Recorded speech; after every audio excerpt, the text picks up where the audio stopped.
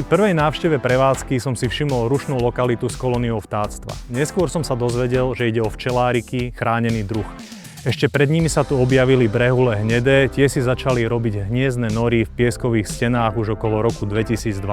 Dnes aktívne podporujeme biodiverzitu na našich lokalitách, spolupracujeme s odborníkmi z BROS, BirdLife Slovensko a ochranou dravcov a tak hľadáme spôsoby, ako môžeme naše územia spravovať, aby boli prínosom pre obyvateľov a aj pre prírodu.